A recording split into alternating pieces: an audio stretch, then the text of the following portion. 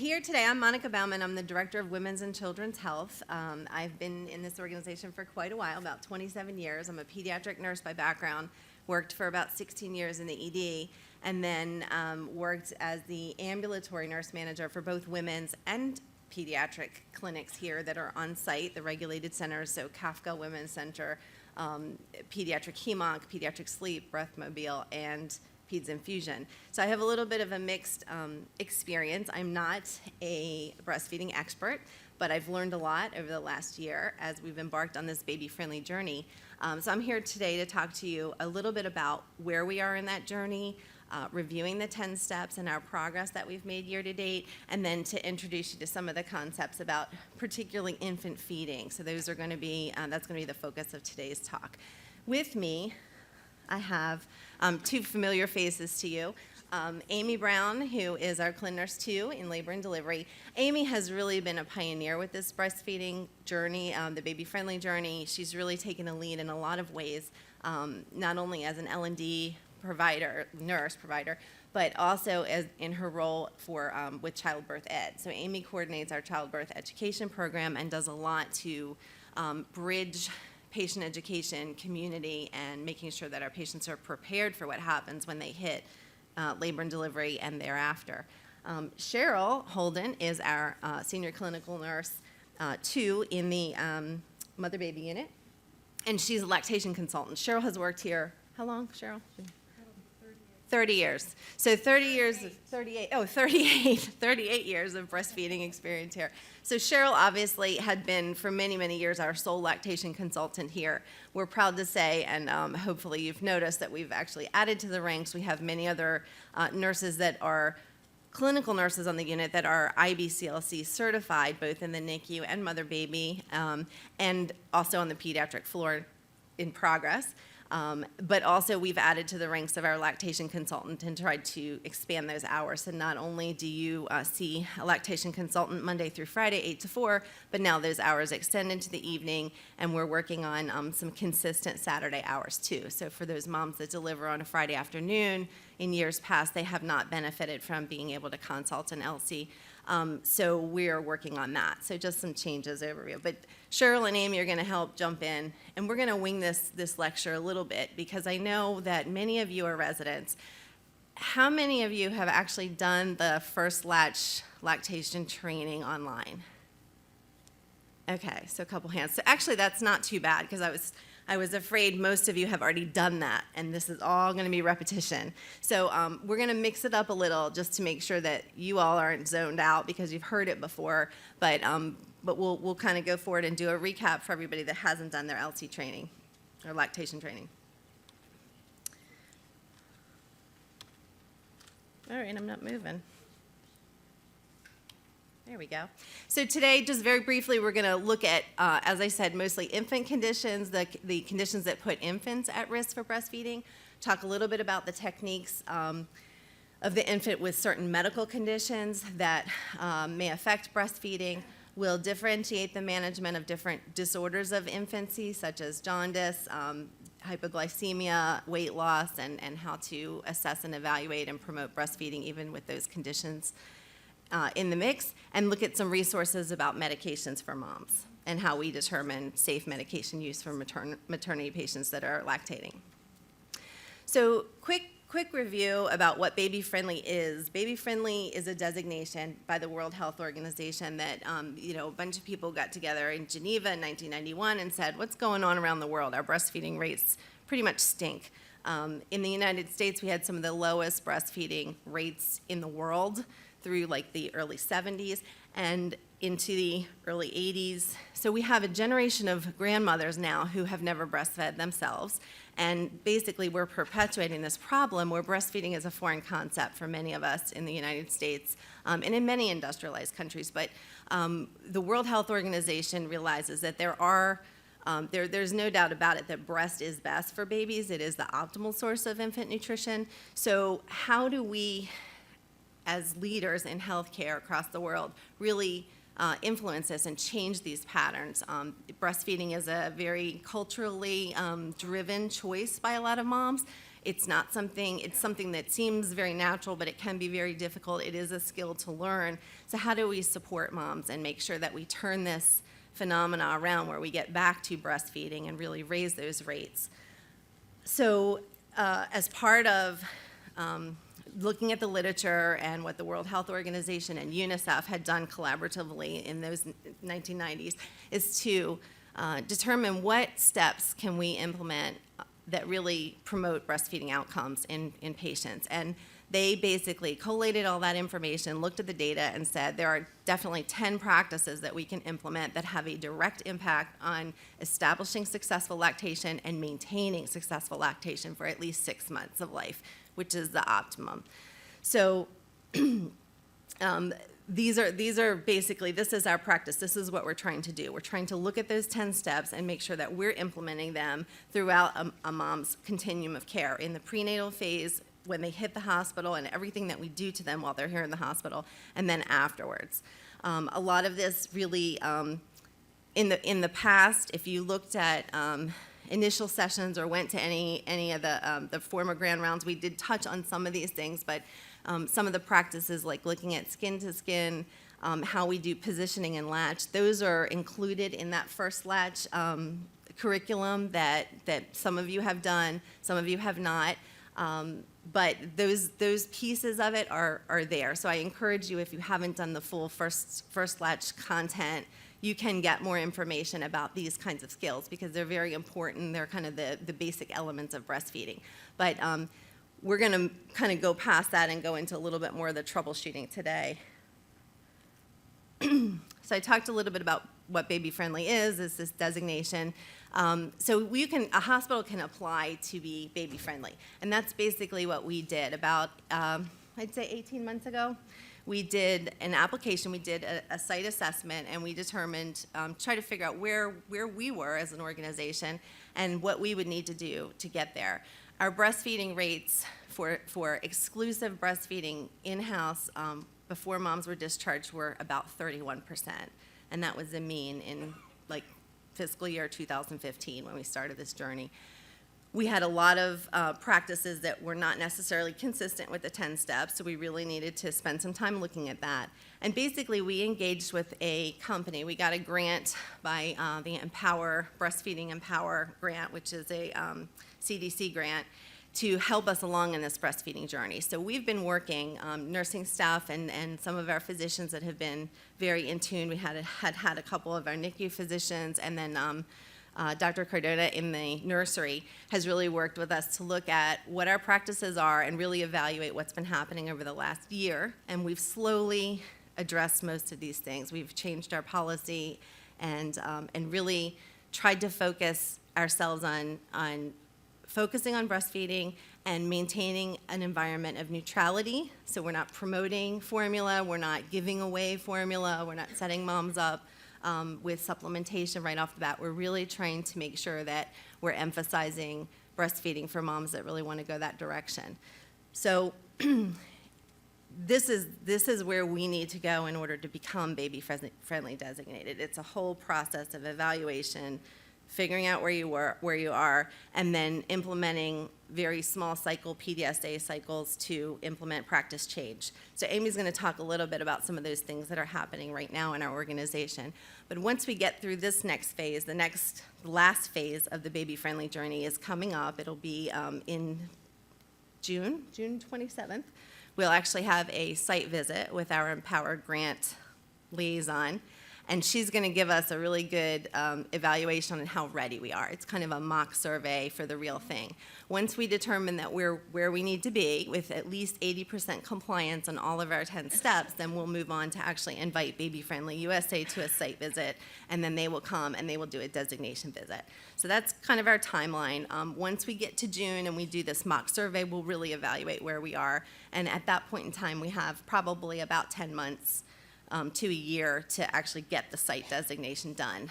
Our goal is to really do that to address whatever problems and whatever deficiencies we have, but we don't want to let that go on too long. We want to make sure that we're doing that ideally late fall, early winter of 2018. So that's where we are, and that's kind of the journey that we're on. So I'm going to turn it over to Amy right now, and she's going to briefly review the 10 steps again and talk a little bit about where we are and what's been happening to support each of those. All right, I'm going to, like Monica said, talk about the 10 steps. So we'll just start with number 1, have a written breastfeeding policy that is routinely communicated to all healthcare staff. We have worked really hard, Cheryl and Monica and Brenda, on updating some of our policies. We've updated breastfeeding, supplementation, skin-to-skin, and hypoglycemia. They should all be available on the intranet shortly, hopefully in the next few weeks. Train all healthcare staff in the skills necessary to implement this policy. Nursing staff has had 20 hours of online education, 5 hours of hands-on education. All of the prenatal sites have been required to do online education, and we haven't gotten to family medicine yet, but Penn Street and Redwood have also had hands-on training. The residents have done, most of them have completed the online training, and they have a hands-on session scheduled for March 17th. Step 3, informing all pregnant women about the benefits and management of breastfeeding. This is the step where you guys can make a huge difference. It starts with educating them during the prenatal period. We do our best to educate them once they come to labor and delivery, but it is not really the best time, and they are not the most receptive to the information at that time. So starting out, having them hear it at all their prenatal visits, having you ask about it during their prenatal visits, and documenting that you did the education with them would go a long way. We do have a new breastfeeding pamphlet that will be handed out at the 28-week visit and the 34-week visit. It will also be given out during the tours. It talks about breastfeeding, rooming in, skin-to-skin, and feeding cues. We have a new video starring one of our patients and a bunch of our staff that will be rolled out shortly. It will be available for patients to see, and it will also be available on the intranet. Step 4, help mothers initiate breastfeeding within 1 hour of birth. In labor and delivery, it's now our standard when we're medically able to do the baby's skin-to-skin for a vaginal delivery immediately, or at the longest within 5 minutes of delivery. They stay there uninterrupted and continuous until the first breastfeed, or for 1 hour for our formula feeding babies. We're doing pretty well. We're meeting our goal is 80%. We're at about 60% right now. If our babies need to go to peds to be evaluated, they go out of the room, and then as soon as they come back to the room, we do skin-to-skin with the moms. For C-sections, we have had recently a couple of times where we were able to do skin-to-skin in the OR, which in my 10 and a half years here, I think I've only seen done twice. So that's really exciting that we're working with the anesthesiologist and everybody, and we're able to make that happen now. If we can't do it in the OR, as soon as the mom is awake and alert in the PACU, we do skin-to-skin at that time. Showing mothers how to breastfeed and maintain lactation even if they are separated from their infants. So we have our babies, a lot of our babies go to the NICU.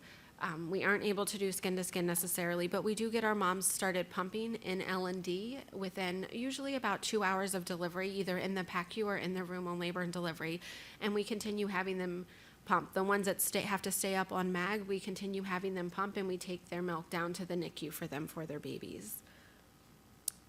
Give infants no food or drink other than breast milk unless medically necessary.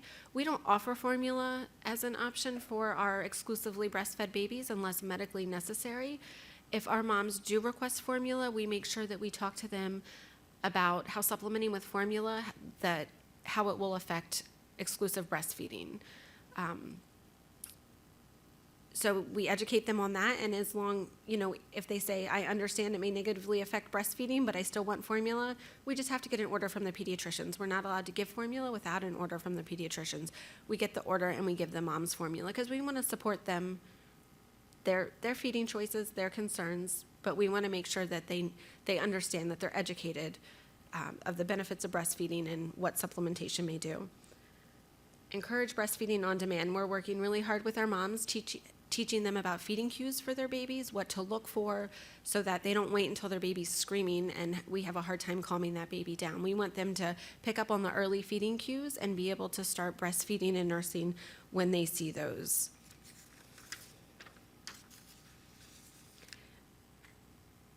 So with the breastfeeding on demand, that also ties into our rooming in policy. Our moms and babies need to be together 23 out of 24 hours a day per baby-friendly requirements. So one of the ways we encourage moms to do that, explain to them that you will learn your baby. You will see these feeding cues. If the baby's in the nursery, you're not going to see the early feeding cues. The baby may not be brought to you until it's crying and ready to feed, and then it's going to be harder to initiate breastfeeding. Practice rooming in, we were talking about that. Infants to remain together 24 hours a day. That is something that currently we are struggling with. We're working really hard on keeping those moms and babies together. The baths now, the blood draws, the assessments are all done at the bedside. The hearing screen, everything is done at the bedside. Other than the circumcisions, which there's a new policy rolling out for that shortly, I believe. Other than circumcisions, there's no reason that What would that policy be? Dr. Atkins and Dr. Cordova are working on it. It's more or less the timing of the baby in the nursery and how long the baby's away, and that babies do not need to be in PO before the circumcision any longer. So we are working really hard on decreasing the amount of time that the babies are in the nursery. Give no pacifiers or artificial nipples to breastfeeding infants. Pacifiers, we don't offer pacifiers to our exclusively breastfeeding infants. It's recommended that breastfeeding be well established before they have a pacifier. For our formula-fed babies, they can have pacifiers because, as we know, it reduces the risk of SIDS, so we don't put any stipulations on the formula feeding babies. Artificial nipples, we have started spoon feeding, cup feeding, and syringe feeding our babies. If there's trouble with breastfeeding and they need to, we get moms to hand express and then we can spoon feed them, and it has worked out wonderfully. So we do everything we can to not have to give them an artificial nipple. Foster the establishment of breastfeeding support groups and refer mothers to them on discharge from the hospital or birth center. We have a mom's breastfeeding support group that meets every Thursday from 12 to 1 over in the family medicine office. The midwives have 2 appointments every Wednesday for lactation support.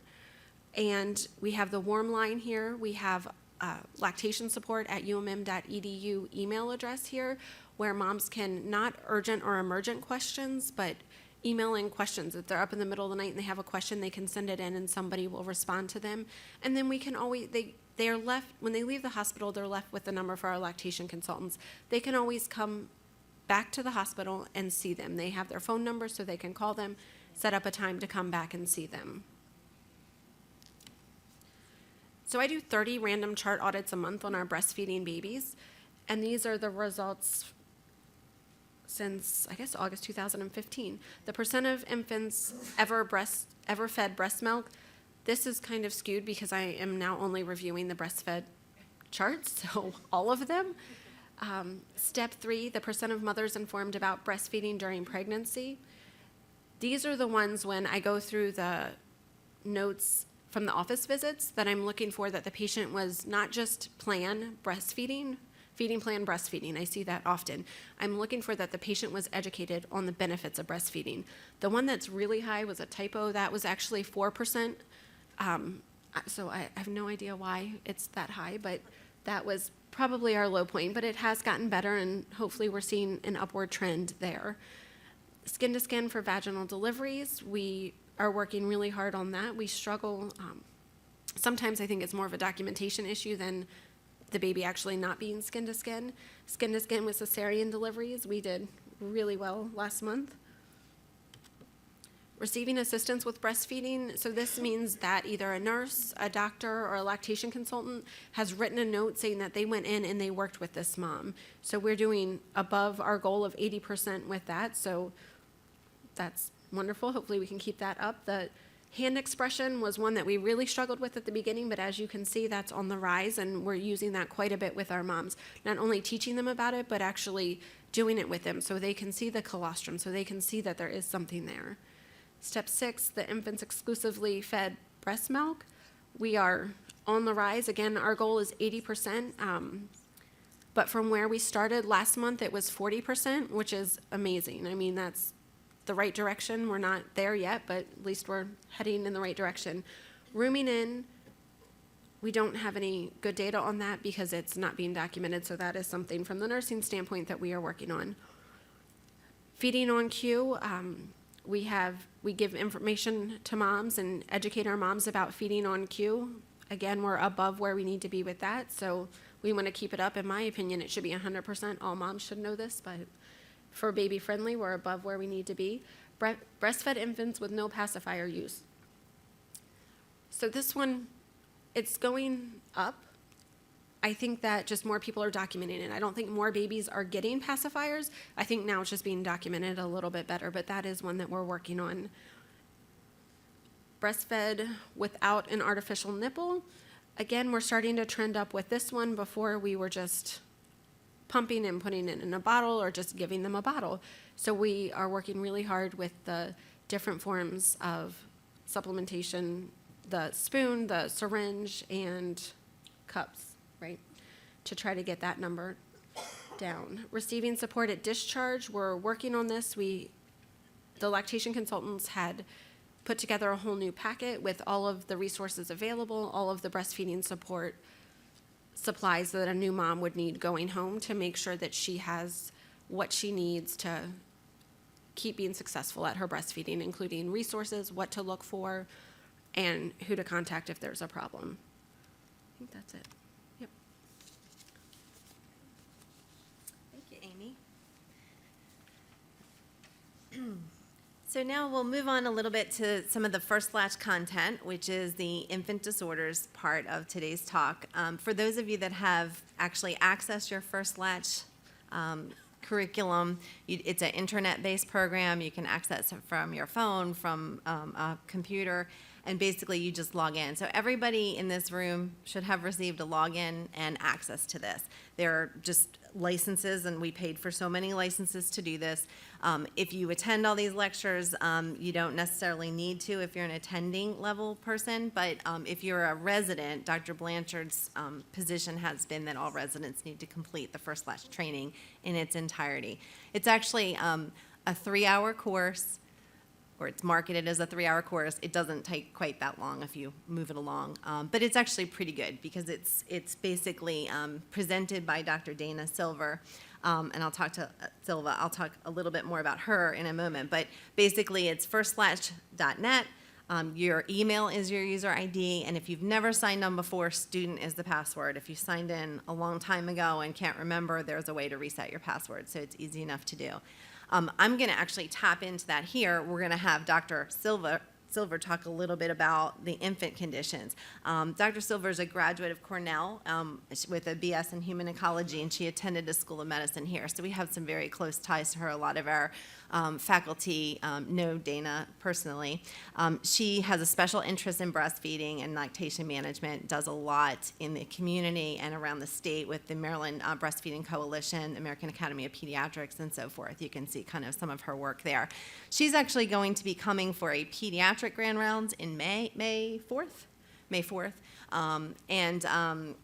If you have an opportunity to be able to catch that, it would be great. She's a terrific speaker. So we're going to tap in and listen a little bit more to her talk via First Latch. So bear with me one second.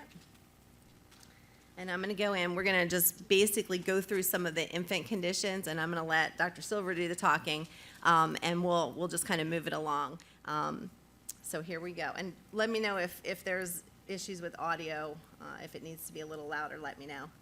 So we're just going to kind of go right into it. I'm going to skip the objectives and stuff because we know that. But birth trauma may definitely affect breastfeeding. Babies with birth trauma may have pain, be sleepy, have a poor latch and/or injury, which can cause neuromuscular reasons for poor breastfeeding. In addition, babies with large cephalohematomas are at higher risk of developing jaundice. Inborn errors of metabolism can also have a significant impact on breastfeeding. Infants with phenylketonuria or maple syrup urine disease may partially breastfeed with close consultation with endocrinologists or metabolic specialists and dietitians specializing in metabolic diseases. These disorders require a diet extremely low in protein. Classic galactosemia is one of the rare conditions where no breast milk is permitted. The primary sugar in breast milk is lactose, which is broken down into glucose and galactose. A child with classic galactosemia is unable to metabolize galactose. However, children with variants of galactosemia may be able to partially breastfeed. The mother of a baby with Down syndrome needs much support to breastfeed. She needs education about the special issues involved in breastfeeding a baby who may be hypotonic, have a large flat tongue, and have trouble staying attached to the breast. If there are cardiac anomalies, there may be additional challenges. The dancer hold, as seen in the photo on the upper right, can sometimes help. If the baby has a weak attachment, the mother's hand supports the weight of her breast and the baby's chin and cheeks. Laid-back breastfeeding may also be tried. Short, frequent feeds may be the best strategy for some babies. Stimulating the letdown first with some hand expression or a pump before the baby attaches can increase milk intake if the baby is not a vigorous nurser. In the picture on the lower right, the mother is holding a nipple shield in place, which helped her baby attach to the breast. It is estimated that 5 to 15% of the population has some degree of tongue tie. This doesn't mean that all babies with tongue tie will have problems breastfeeding. An examination of a newborn should always include an assessment of the tongue and how it functions. Babies that are severely tongue-tied can usually bottle feed just fine. Breastfeeding, however, requires coordination. Although some infants may do well breastfeeding with a partial tongue tie, many will have problems. Restricted tongue motion can cause trouble latching. A mother will complain that the baby comes off and she has to help him reattach many times during the feed because the baby cannot maintain suction. It can also cause painful breastfeeding, and this is often the very first sign that there can be a problem. Mom's nipples might become pinched or creased when the baby comes off. This can lead to nipple damage and a higher risk for mastitis. And there may be suckling blisters along both lips as the baby tries to compensate and uses the lips to help bond onto the breast. A mom may report clicking sounds as the baby tries to hold onto the breast harder.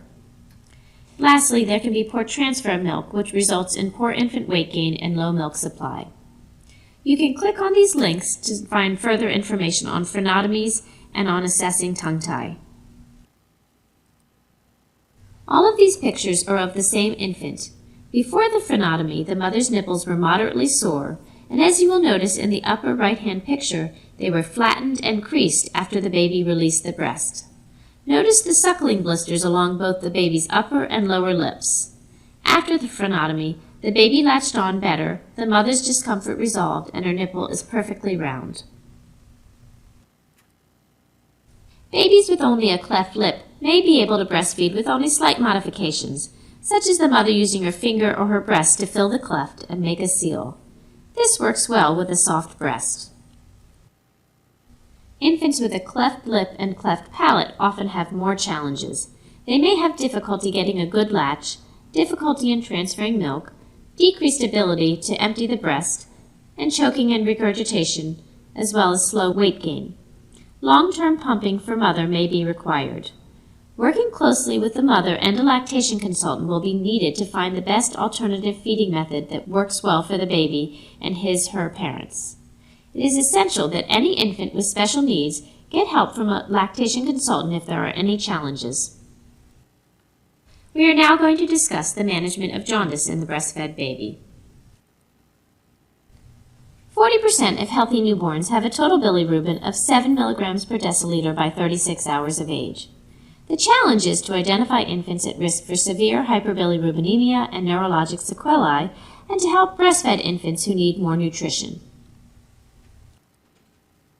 The major risk factors for developing significant hyperbilirubinemia include elevated pre-discharge total serum bilirubin, jaundice in the first 24 hours, which is almost always pathologic, ABO incompatibility or G6PD, a gestational age below 36 weeks, a previous sibling who received phototherapy, a baby who has a large cephalohematoma or significant bruising, a baby who is of East Asian race, and exclusive breastfeeding, especially if not nursing well, and excessive weight loss is also a risk factor for developing significant hyperbilirubinemia. Late preterm infants may be big enough to go to the full-term nursery, but they are at increased risk for severe jaundice because of their greater chance of breastfeeding difficulties, as well as having delayed maturation of the liver.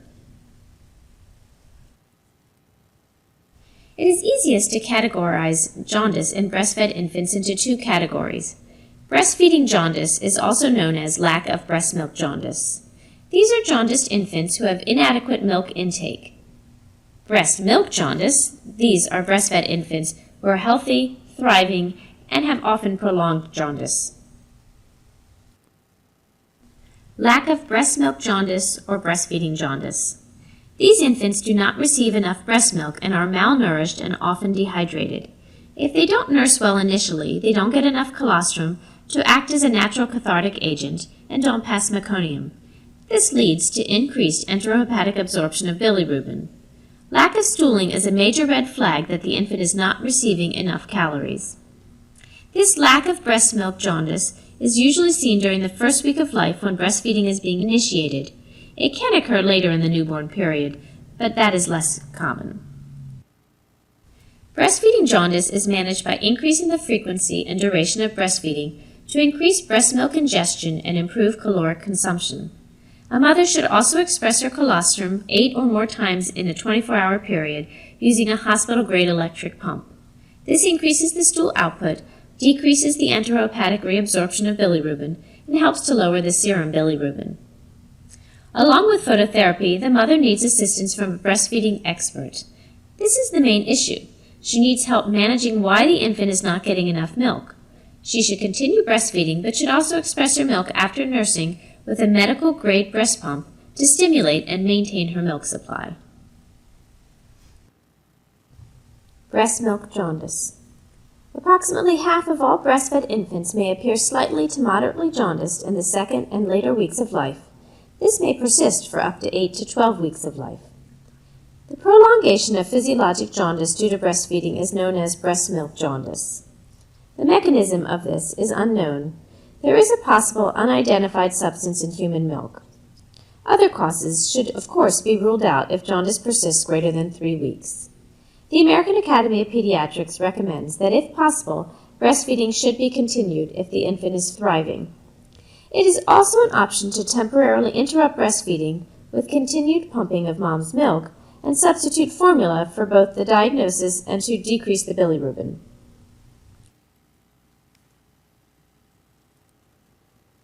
We are now going to discuss the management of hypoglycemia in the breastfed baby. The risk of neonatal hypoglycemia may be reduced by immediate and sustained mother-baby skin-to-skin contact and early initiation of breastfeeding. Blood glucose concentrations reach their nadir 1 to 2 hours after birth, so transient asymptomatic neonatal hypoglycemia in the first 1 to 2 hours is common. It is compensated by increased concentration of ketone bodies to act as alternative fuel for infants until breastfeeding is well established. It remains unclear as to which glucose levels in asymptomatic infants require treatments. Studies are confounded by associated conditions such as sepsis or hypoxemia. There are many risk factors for neonatal hypoglycemia.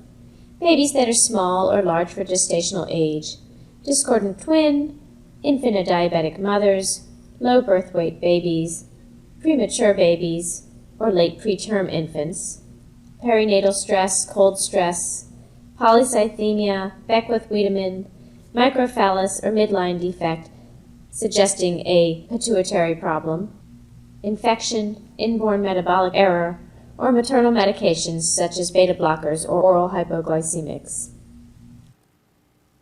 Management of asymptomatic hypoglycemia. The Academy of Breastfeeding Medicine, in their hypoglycemia protocol, recommends initial feeds within 1 hour and continued breastfeeding approximately every 1 to 2 hours, or feeding 1 to 5 ml per kilogram of expressed breast milk or substitute nutrition. Glucose water provides insufficient energy and no protein and is not recommended. Blood glucose concentrations should be rechecked before subsequent feedings until the value is acceptable and stable. If the glucose level remains less than 25 milligrams per deciliter, despite feedings, IV 10% glucose therapy should begin. Breastfeeding may continue during IV glucose therapy. Management of symptomatic hypoglycemia or glucose is less than 25 milligrams per deciliter. In situations such as these, IV 10% glucose solution should be initiated. One should not rely on oral or intragastric feedings to correct extreme or clinically significant hypoglycemia. Glucoses should be maintained greater than 45 milligrams per deciliter. The IV rate should be adjusted by blood glucose concentration. Mothers should be encouraged to frequently breastfeed and hand express or pump their breast milk. And glucose concentrations should be monitored before feedings while weaning off the IV treatment until the values stabilize. In summary, no specific glucose concentrations can predict neonatal hypoglycemia symptoms. It's important to identify infants at risk for hypoglycemia, and ideally to prevent by early feeding and frequent feeding. Early treatment is feeding if asymptomatic, otherwise IV treatment. There is no role for oral glucose solutions. Close follow-up is necessary. We are now going to move on to weight loss in the first few days. Excess weight loss is defined as weight loss greater than 10% of birth weight and occurs in 12% of infants. It is associated with primiparity and long duration of labor. Epidural use has been associated with delayed and diminished neonatal suckling. An infant's status at birth includes gender, weight, gestational age, and need for oxygen. A downward spiral can start from the beginning. An infant who has suboptimal breastfeeding on day 0 has 2.6 times increased risk of excessive weight loss.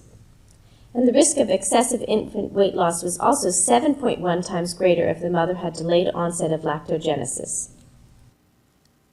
So what are the risk factors for suboptimal breastfeeding? Suboptimal breastfeeding was significantly associated with being a first-time mother, cesarean section, flat or inverted nipples, supplementation, early pacifier use, prolonged labor, a maternal body mass index of greater than 27, a birth weight of less than 3,600 grams, and a late preterm infant. A baby with a weight loss approaching 7% of his birth weight by day 5 or 6 needs to be closely monitored until the baby is gaining consistent weight. Most babies start gaining weight by day 4 to 6 after the mother's more mature milk comes in. If the infant has 7% or more weight loss after day 5 to 6 of life, these babies require careful assessment and careful follow-up. Babies with any of these concerns must be evaluated for problems with breastfeeding and milk transfer. The treatment for weight loss is frequent skin-to-skin, early and frequent breastfeeding at least 8 to 12 times a day, milk expression after breastfeeding to stimulate milk production. A mother should be taught how to hand express her milk. Diagnose and treat breastfeeding problems early. Feed the baby all of mother's milk plus supplementary feeds to achieve proper weight gain, and referral to a lactation consultant if needed. If required, supplements of mother's own milk or formula should ideally be given at the breast while continuing to breastfeed. Alternative methods of feeding that do not involve artificial nipples would be the next choice. The Academy of Breastfeeding Medicine's protocol on supplementation identifies true indications for supplementations in term-healthy infants. One is hypoglycemia unresponsive to appropriate frequent breastfeeding, as already discussed. 2, separation due to maternal illness. 3, infants with inborn errors of metabolism such as galactosemia. 4, an infant unable to feed at the breast, such as infants with cleft palate or illness or other congenital malformation. 5 is maternal medications contraindicated in breastfeeding. The Academy of Breastfeeding Medicine then goes on to discuss possible indications for supplementation in term-healthy infants. They divide this into infant indications and maternal indications. Infant indications may include persistent hypoglycemia, unlike the true indication where it's hypoglycemia unresponsive to appropriate frequent breastfeeding. Infants with clinical evidence of significant dehydration, weight loss of 8 to 10% accompanied by delayed lactogenesis, which is greater than or equal to 5 days, delayed stools or continued meconium past day 5, insufficient intake despite adequate milk supply, hyperbilirubinemia, and low birth weight. Depending on the situation, you may decide to continue to observe the baby and assist mom with breastfeeding or supplement.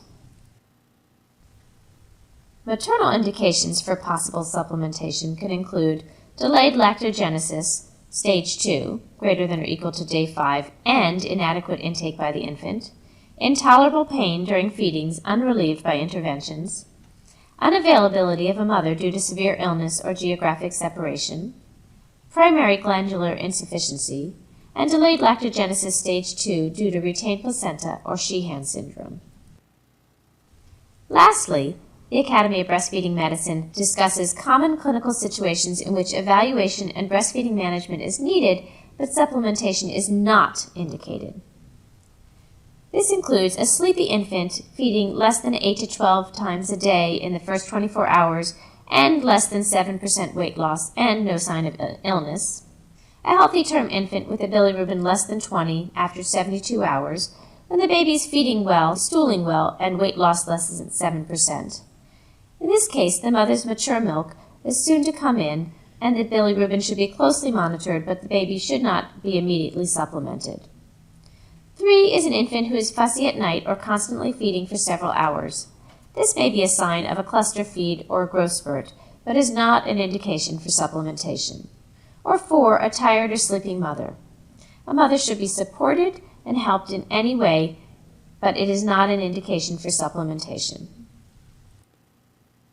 Here is one suggestion for a way to manage excessive weight loss. After the first 24 hours of life, it is important to observe feeding. Of course, you should be observing feeding in the first 24 hours as well. Encourage skin to skin as much as possible. If a baby has poor or no latch on after 10 minutes, stop. Mom should be encouraged to breast pump or hand express for 15 minutes. Supplementation if medically indicated. Shown are suggested amounts of either express breast milk or formula a baby should receive after each feeding based on their age.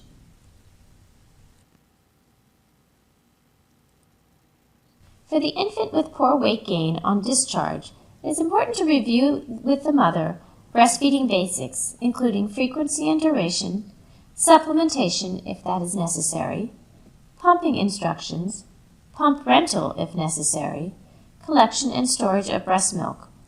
Give her charts, teach her how to monitor output. If this is a late preterm infant, a mother needs to understand her baby's behaviors and know this is not normal full-term newborn behavior and what to expect as the baby grows and matures. Often these babies will not breastfeed well until they are closer to 38 weeks corrected gestation or so. Be sure the mother knows her community resources and has her follow-up doctor's appointment within 48 hours, preferably within 24 hours. Make sure she knows the names and phone numbers of the lactation consultants that she should contact if needed. So I'm going to stop the infant lecture there because we have about 5 minutes left. Next time we're going to talk a little bit about more maternal conditions and maternal diseases, substance use and abuse, the drug therapy. We didn't get to that today, and that's fine. Cheryl has a few items here, so I'm just going to I'm going to walk away from the microphone. I'm sure you can still hear me. Can everybody hear me? I'm going to be very brief. This is obviously more for pediatricians. Can you hear me now? This is obviously more for pediatricians. Microphones work. Oh, microphone. This is more for pediatricians, but you all may be parents, and it's good information. Just the basics we want you to know is breastfeeding is not always easy. We do have other things that we can use to help moms breastfeed. So we have, what are we looking for? Skin to skin is the best thing you can do. Obviously, we have breasts. If moms have flat or inverted nipples, we have nipple shields. They're up in L&D. They're down in Mom Baby. They work very well. The big thing we're pushing is if babies' bellies are really small, we have a lovely picture that Karen's husband took that shows how big the baby's stomach is on day 1, 3, 5, 10. So we're focusing on those things. Just if you can tell them at every visit that breastfeeding is really going to help their baby to have a longer and healthier life, that's going to help us a lot. And we'll work on the rest, skin to skin, getting babies to breast as soon as possible. And the other things that we have, if they can't latch on, where you saw the cleft lip, cleft palate, we have supplemental nursers. We're using the syringes, cups, and little shot glasses. In the literature, it talks about a shot glass, and Karen said no to that. The shot glasses don't tip over, but these are all ways that you can get the little tiny bits of hand-expressed breast milk into the baby. It's amazing.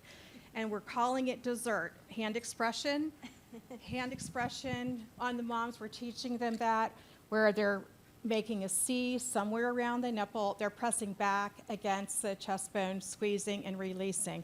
And we're catching the drops into a spoon. It really works with most moms.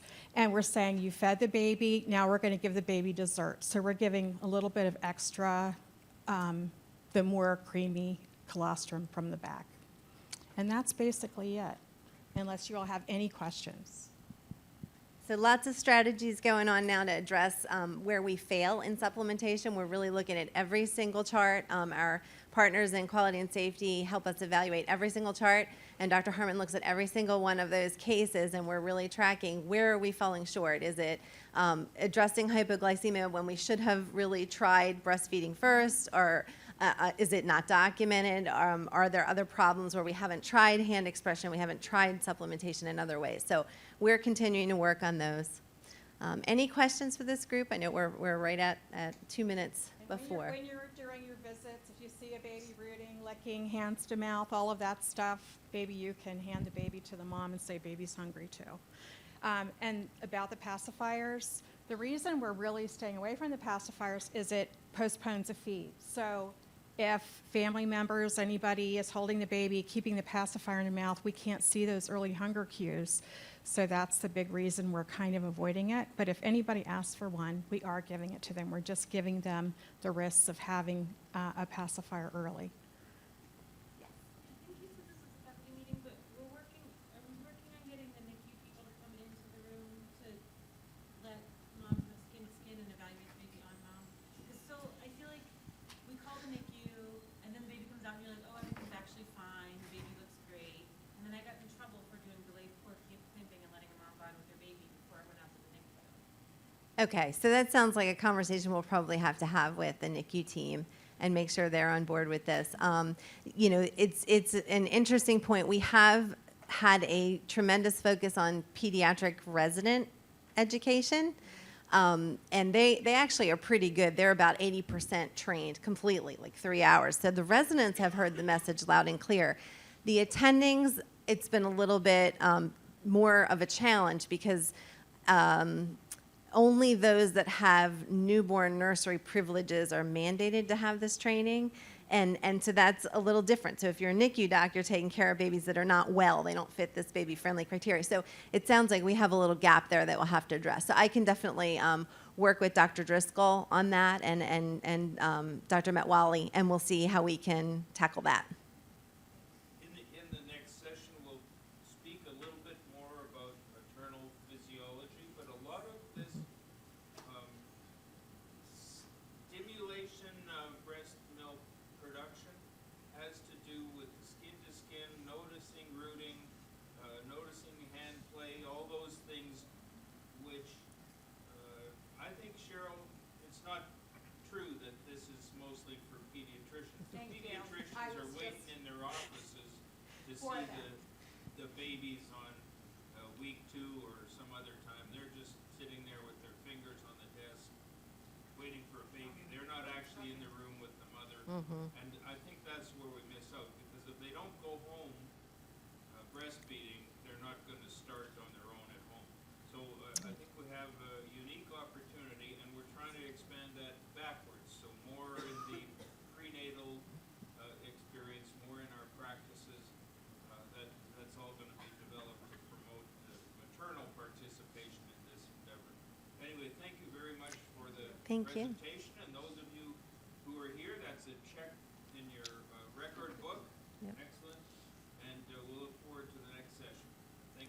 Thanks for having us.